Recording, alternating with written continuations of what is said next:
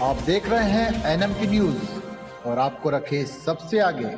13 घंटे चले मंथन के बाद वक्फ विधेयक राज्यसभा से भी पारित। पक्ष में पड़े 128 वोट, विपक्ष में 95।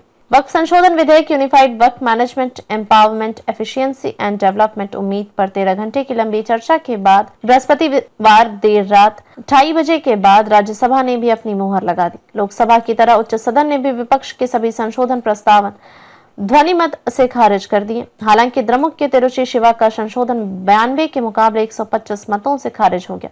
इससे पहले लोकसभा ने बुधवार रात करीब 1:56 पर वक्फ संशोधन विधेयक बहुमत से पारित कर दिया। विधेयक के पक्ष में 288 जबकि विरोध में 232 मत पड़े। विधेयक पर लोकसभा में 12 घंटे से अधिक समय तक चर्चा हुई। विधेयक अब हस्ताक्षर के लिए राष्ट्रपति के पास जाएगा और सरकार की ओर से अधिसूचित होते ही कानून का रूप ले लेगा। इससे पहले सत्ता पक्ष और विपक्ष के सदस्यों में विधेयक पर जमकर बहस हुई। विपक्ष की ओर से मल्लिकार्जुन खड़गे, रामगोपाल यादव, कपिल सिब्बल समेत दिग्गज नेताओं ने विधेयक का विरोध किया, जबकि सत्ता पक्ष की ओर से किरण रिजिजू के अलावा जेपी नड्डा, राधा मोहन अग्रवाल, उपेंद्र कुशवाहा आदि ने मोर्चा संभाला। चर्चा का जवाब देते हुए किरण रिजिजू ने विपक्ष के उठाए मुद्दों का सिलसिलेवार जवाब दिया। उन्होंने विपक्ष के इस दावे को गलत बताया कि राष्ट्रीय वक्फ काउंसिल में गैर मुस्लिमों का बहुमत होगा।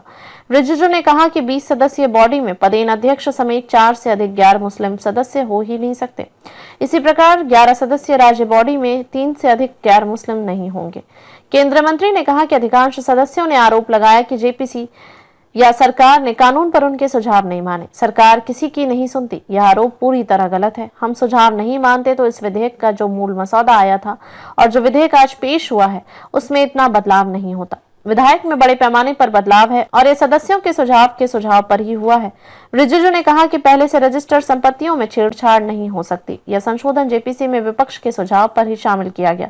इसी प्रकार गैर रजिस्टर्ड वक्फ ट्रस्टों के लिए 6 महीने की समय सीमा को भी विपक्ष के सुझाव पर बढ़ाया गया। इसके अलावा भी कई संशोधन विपक्ष के सुझाव पर लिए गए। 5 साल से मुस्लिम धर्म का पालन करने वाले लोगों की ओर से ही अपनी संपत्ति वक्फ के लिए दान करने के नियम पर रिजिजू ने कहा। कई सदस्यों ने सवाल उठाए कि प्रैक्टिसिंग मुस्लिम का फैसला कैसे होगा। मैं कहना चाहता हूं कि आखिर आज हम इस बात का फैसला कैसे करते हैं कि कौन शख्स किस धर्म का है, ऐसे ही आगे भी होगा। विपक्ष की ओर से यह कहे जाने पर कि आखिर यह सरकार मुस्लिमों के मामले में दखल क्यों दे रही है, रिजिजू ने कहा कि आखिर मोदी सरकार को ऐसा क्यों नहीं करना चाहिए। लोगों ने मोदी जी को सरकार चलाने के लिए चुना है। विपक्ष मुसलमानों के मामलों का ठेकेदार बनाना रहना चाहता है।